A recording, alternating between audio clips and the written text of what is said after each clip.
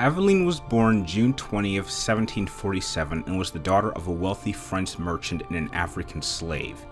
For the first 10 years of her life, she would live a very privileged life until her mother disappeared in 1757, but 5 years after her mother's disappearance, her father would remarry to a woman named Madeleine. In 1759, at the age of 12, she grew tired of the social injustice that she was forced to witness within her society, and during an attempt to rescue a man from enslavement, she would meet a member of the assassin brotherhood named Agante, who was impressed with her dedication to pursue freedom and decided to take Aveline under his wing and train her to become a member of the brotherhood. Over the next 6 years, Aveline grew into the role of an assassin exceptionally well, and eventually became aware of a high-ranking Templar simply known as the Company Man, who was responsible for all of the slave trafficking within New Orleans, and she was determined to shut down their enterprise. During her time as an assassin, she would take part in many missions given to her from her mentor. One of these missions was to assassinate a top Templar who was serving as the Spanish governor for New Orleans. Aveline would ultimately spare his life in return for some information and a lens that would decode Templar documents and a map that would lead her to a Templar worksite. However, by sparing this man's life, Agante lost any amount of trust he had in her. But despite losing her mentor's trust, Aveline would travel to the Templar worksite in Mexico, and not only would get her hands on a mysterious device called the Prophecy Disc, but she would eventually encounter her biological mother, who was still alive, who explained why she disappeared. After 2 years, Aveline would return to New Orleans to continue her search for the Company Man. Aveline would return home only to find that her father had been sick while she was away and would ultimately die shortly after this. After her father's death, she received information that a Templar working directly for the Company Man had been found in the New York frontier. In 1777, Aveline would travel to the New York frontier and would eventually find herself working alongside fellow Brotherhood member Connor. With his help, she would discover that the Company Man had been her own stepmother Madeleine the entire time, who revealed that she had known all along what Aveline had been doing, and it was her personal wish to have Aveline be inducted into the Templars, stating that they both had similar goals. After traveling to meet her old mentor Agante, she informed him on exactly who the Company Man was, and after being blinded by rage, believing that Aveline had joined the Templars, he attacked her only to ultimately commit suicide for shame. After Agante's death, Aveline would return to New Orleans, where Aveline would give Madeleine both halves of the Prophecy Disc. However, once Madeleine had activated the Prophecy Disc, she was distracted just long enough for Aveline to kill and recover the Prophecy Disc. Shay Patrick Cormac was born September 12, 1731 in New York City to a family of immigrants from Dublin. His mother died in childbirth and his father died in 1747 at sea. Without his parents around, Shay got himself into a lot of trouble, but his lifelong friend Liam continued to support him and eventually would introduce Shay to the Assassin Brotherhood and his own mentor Achilles Davenport. Over the next 4 years, Shay would be trained by the Assassins. However, he would find himself questioning the morality of the Assassin Order itself. In 1752, while on a mission in the North Atlantic, Shay and Liam would aid one of their comrades against some British officers, and in the process would take ownership of his own ship named the Morgan. Over the next 3 years, Shay would continue to track down pieces of Eden until he came to the city of Lisbon, and after disrupting the piece of Eden there, it caused a massive earthquake that destroyed the entire city and killed thousands of innocent people. After seeing the destruction that these pieces of Eden could do, Shay decided that this kind of power did not deserve to be kept in the hands of the Assassins, and he would go to steal the precursor manuscript from the Assassins, only to be injured shortly after being shot off a cliff. Shay would be recovered by the Templar George Monroe, and after being nursed back to health in New York, Shay would aid James Monroe and his allies until November 1957, where Shay would engage and kill one of his former assassin teachers, only to be too late to save James Monroe, who would be killed and would have the precursor manuscript stolen by his childhood friend Liam. After George Monroe's death, Shay would officially be indoctrinated into the Templars by the Grand Master Templar Haytham Kenway. and over the next 6 years, Shay would work very closely with Haytham Kenway and would play a crucial role in wiping out the entire Colonial Brotherhood, killing many of their higher-ranking members and destroying their central bases, which would ultimately lead Shay into a final confrontation with his best friend Liam, in which he would die shortly after falling off a cliff, allowing Shay to recover the precursor manuscript. After Liam's death, Shay convinced Haytham to spare Achilles his life, stating that he was no longer a threat. But Haytham would continue to go on to seriously injure Achilles, which would ultimately force him into a life of exile. After this, Haytham would then task Shay to track down and recover the precursor box, and Shay would spend the next 13 years searching for the precursor box, and he would eventually make his way to Paris, France in 1776, following information that a French assassin named Charles Dorian had possession of it. After rescuing his friend Benjamin Franklin from a group of criminals, Franklin gave Shay the means to enter the Palace of Versailles, where Shay would be successful in both killing Charles Dorian and recovering the precursor box. Well, what's up again there, guys? Brian here at 3Tier, here to present my next Assassin's Creed vs. Series matchup, and I must say that I was really looking forward to this matchup. Out of any matchup that I have done up to this point, this one actually seems the most likely to have actually happened in canon. Both the endings of Assassin's Creed Liberation and Rogue are only a year apart, and both Aveline and Shay were operating within the same time period. Now, I'm sure some of you would prefer that Shay take on Connor, but not only am I saving Connor for another matchup later up this year, canon-wise, I really find it unlikely that Haytham would have allowed Shay to go after his son Connor, but it would make more sense for Shay to go after Aveline after Connor had killed Haytham, since officially there is no record of her after 1784, and we know that Shay remained active within the Templars until his death. So a confrontation between these two does seem possible, and just to make this matchup a little more interesting, we'll make sure to make a few modifications to have this fight take place in 1784. So with that out of the way, let us begin by comparing these two physically.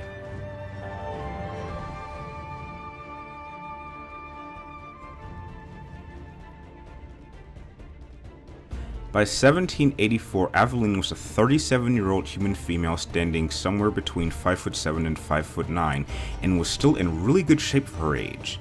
Having been trained by Agante since the age of 12, Aveline was a skilled free runner, capable to be able to climb trees, swing from one another, as well as scale cliff faces and other natural elements. She could move through the cityscape just as easily, and was able to slide under or vault over obstacles within both urban and natural environments. In spite of her slender build, she could match any male opponent in battle, being capable of surprising feats of strength. As a free runner, her stamina level would have needed to be relatively high, but due to her durability and the amount of actual damage she could take over the course of a fight, she would be somewhat limited though. However, this statement is based solely off of her lifestyle that she lived, but she is far from being a pushover in battle, and regardless of who she is fighting, she will certainly prove to be a challenge physically for anyone. By 1784, Shay would have been a 53-year-old human male standing at least 6 feet tall, and despite being well out of his physical prime, he would have at least been within the final few years that he would have been able to operate effectively for the Templars in an active role. As a longtime ally, Haytham Kenway was still combatively active and was still able to keep up with much younger combatants by the time of his death at the age of 55. His physical traits of strength, speed, stamina, durability, and reflexes would have unquestionably diminished over time, but his amount of experience and combat mindset would have forced him to have to circulate these weaknesses, which would have ultimately caused him to change his usual combative approach. But despite his physical weaknesses, he is still a deadly adversary, and it would be very foolish for any combatant to underestimate him even at this age. This department is without question the easiest to call. Even with his decades of experience in fighting against assassin-based opponents, Shay is still well out of his physical prime and will certainly lose any long-term engagement against an opponent like Aveline, who is significantly younger, and outside of strength and perhaps physical durability, Aveline has the advantage in every other physical factor. Aveline will get the decisive edge in physical capabilities.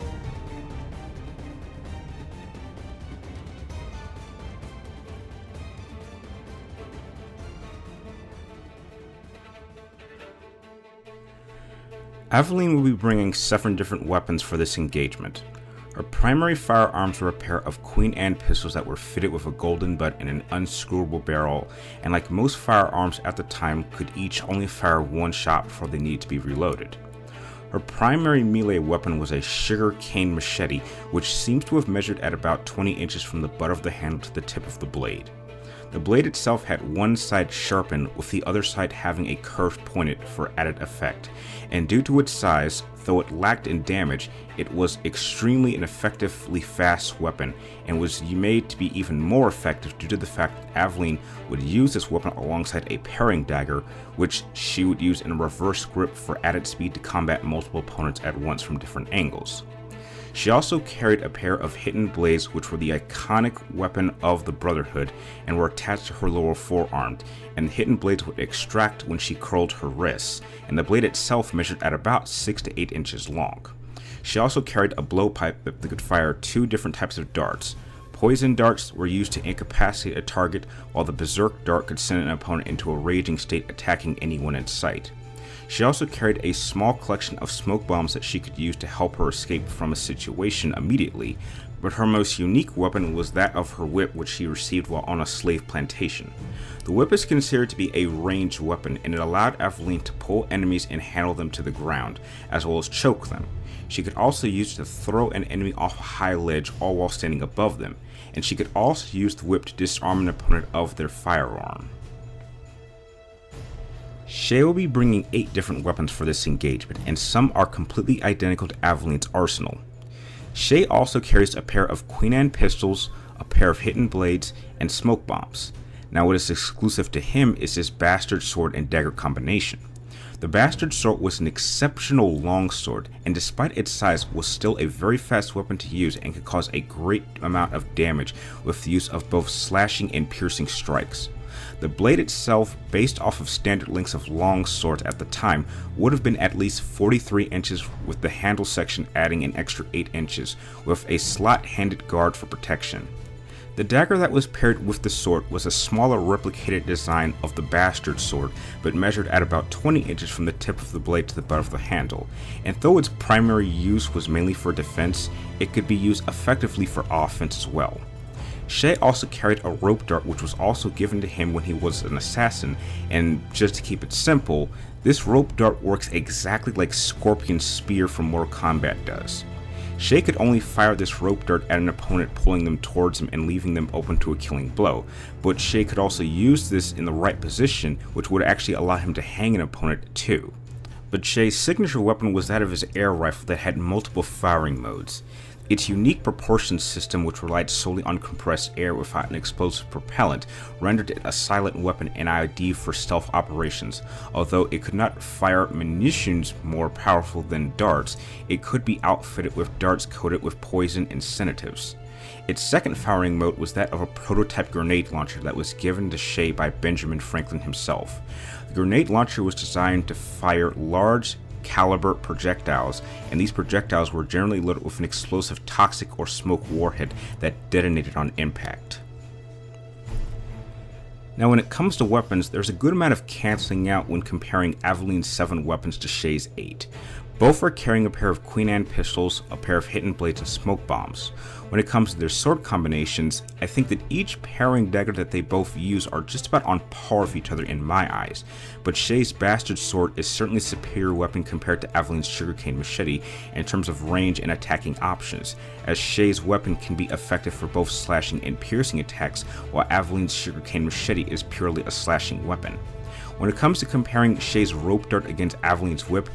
I think it might be about even for me at least. The rope dart is a simpler weapon and can be concealed, and it is purely meant to disable an opponent and pull them closer for a follow-up strike, or it could be simply used to hang an opponent from a higher ledge. But the whip has multiple uses and can not only disable an opponent, setting them up for a falling attack, but it can be used to disarm them of their firearm. But this maneuver can actually work against Aveline herself as well, because if an opponent is prepared for her whip, they can actually catch the whip, preventing her from using it and forcing her to drop it. Now, when it comes to Aveline's blowpipe against Shay's air rifle, there's just no comparison. The air rifle has a much greater range, and with the attachment of the grenade launcher, it gives Shay far more options. And on a one-sided note, Shay also has a mask that will protect him from the gases of each different type of fumes that each grenade projectile can produce. So, to keep things simple when it comes to numbers alone, Shay gets the edge in weapons.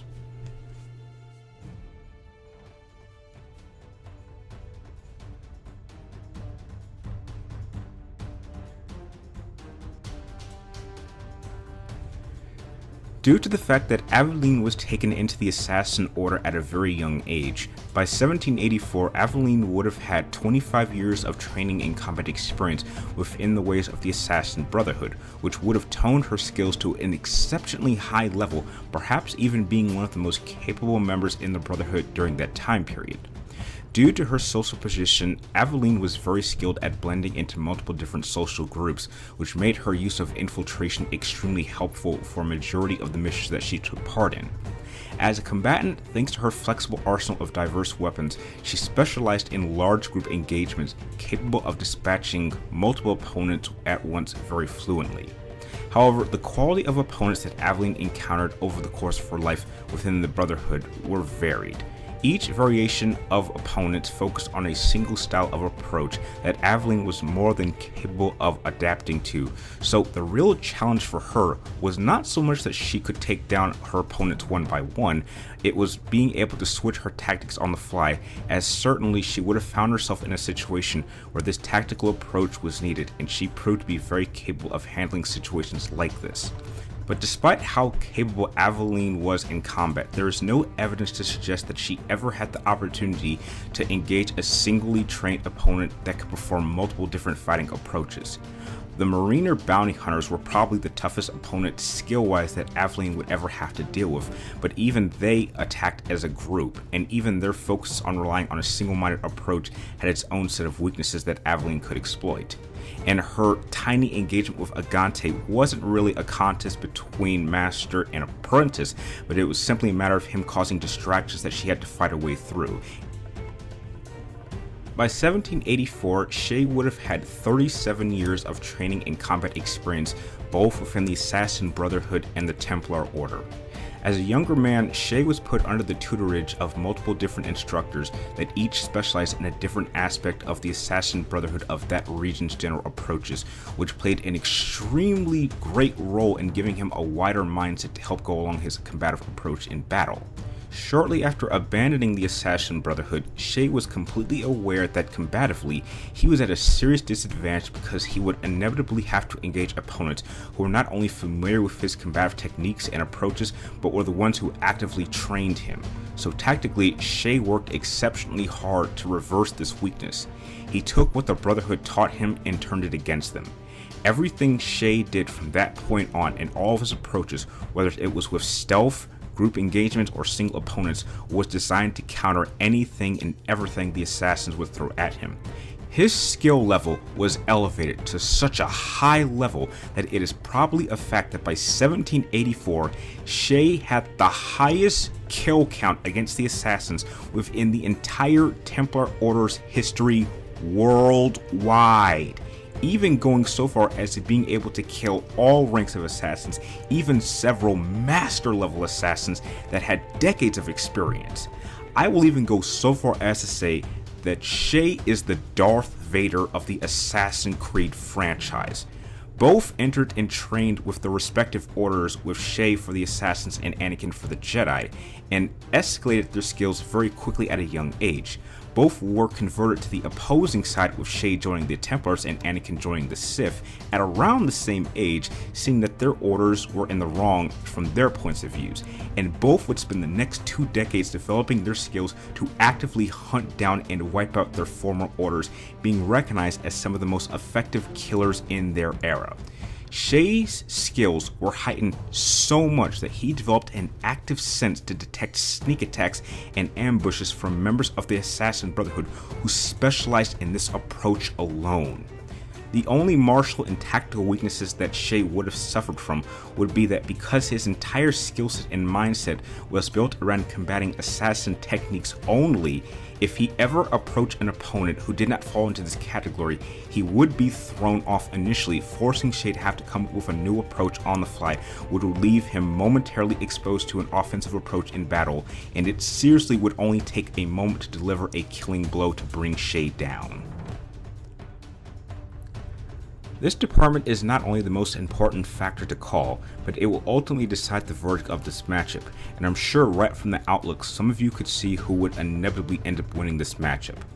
Aveline is unquestionably a formidable opponent and a great addition to the legacy of the Assassin Brotherhood, but she would be going up against literally the quintessential assassin killer. Almost everything she knew since she was a child was built within the Assassin Brotherhood, and it's even worse because both Aveline and Shay were operating within the same time frame, which means Aveline's entire approach to combat and mindset was nothing that Shay hadn't already dealt with and more than likely had effective counters for. The fact that Aveline has the physical edge, being significantly younger than Shay, isn't really much of an advantage, because all this would mean is that tactically in his later years, Shay would have to adapt his approach to either end engagement quickly or place himself in a vulnerable position on purpose in order to bait an opponent into making a mistake, knowing that he can't last long in a long-term engagement. Even if we were to pit these two against each other during their younger years during the time frame of the games, the only difference would be is that Shay would be able to keep up with Aveline for a longer scale of time and would be more than willing to go head to head with her. But this would ultimately backfire against Aveline because she's never had the opportunity to really test her skills against such an opponent, and even more so an opponent who had an intimate understanding of her combative methods and approaches. She is bringing very little to this fight that was not originally taught to her from the Brotherhood, and once Shay has neutralized these combative elements, Aveline has literally nothing to fall back on.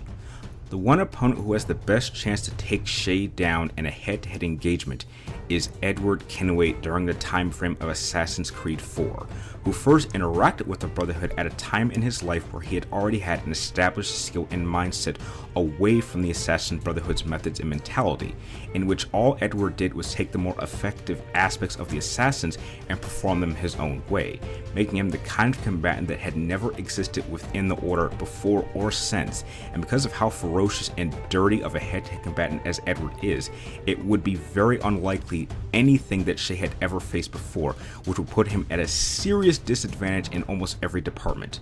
But unfortunately for Aveline, she is in no position to benefit from such factors. Now, if we were to set up this fight, let's say it takes place in 1784, and shortly before Hatham Kenway was killed in 1781, he sent a message to Shay that in the event of his death, his final orders to him were to make his way to New Orleans and take Aveline out. But since Shay's been traveling around a lot, it takes him a few years to get around to this task, but he eventually makes his way to New Orleans. Now, he knows what Aveline looks like and he knows where she lives, but due to his age, he knows that his best approach would be to ambush her at her house, so he breaks into her house and stays put until she gets home. Shortly after this, Aveline arrives back at home after finishing her last assignment for Connor, and shortly after entering the house, Shay attacks, but Aveline manages to avoid his first attack, and their fight begins. The two attack each other with their dual-wielding offenses, with Aveline using her sugarcane and paring dagger, and Shay using his bastard sword and dagger combination. Now, they're inside the house, so there's really not a lot of room to do much, and that was Shay's plan, as he first wants to get a feeling for Aveline's combative skill level while analyzing her equipment, and Aveline is doing the same thing to Shay. At this point, Shay knows that the only weapon he needs to worry about is Aveline's whip, so he pulls out his air rifle and Aveline immediately grabs a hold of it with her whip, but Shay planned for that to happen and immediately grabs his rifle with both hands, preventing Aveline from breaking the whip's grip on the rifle. Shay then throws his air rifle to the side, causing Aveline to lose her whip. Both Aveline and Shay then pull out their pair of Queen Anne pistols and fire at each other, but since Aveline is much faster and far more agile than Shay, she manages to dodge Shay's rounds while one of hers manages to hit Shay in the leg, injuring him. Shay then drops to one knee and immediately counters by throwing his rope dart at Aveline, which successfully hits her in the upper shoulder, and he throws her across the room into a wall. Aveline realizes that she needs to get outside to give her more room to combat Shay, so she throws a smoke bomb and jumps out a window. Shay then recovers his air rifle and limps his way outside the house, and it's at this point where Aveline should have run away to fight another day, but instead she is setting herself up to ambush Shay with her hidden blades, and as Shay walks outside, she is not aware that Shay can already sense exactly where she is, and he places himself in the perfect position for her to attack him, and as she strikes, that is exactly what Shay was ready for, and not only does he dodge her ambush attack, he manages to counter her, place her in a hold, and stab Aveline in the throat with his own hidden blades, killing her and leaving her body in the yard of her own home. So not only does Shay get the edge in martial skills and battle tactics, but I declare Shay Cormac, the assassin hunter, the winner. Now that will do it for this Assassin's Creed style versus series matchup, so please tell me, do you agree that Aveline skill-wise simply does not stand a chance against the greatest assassin killer of all time, or do you think Aveline might be able to come up with an out-of-the-box technique or strategy that would catch Shay off guard? Share your thoughts and opinions with me and everyone else in the comment down below, and please remember to not take this outcome too personally, as it is only my opinion. And if you could please also like this video, then click one of the links in the description down below to friend me on Facebook and follow me on Twitter to keep track of me and my future projects. And like always, thank you guys for watching. You're awesome, and here's a quick preview of my next versus series matchup, and it is looking to be one hell of a shootout. Please enjoy.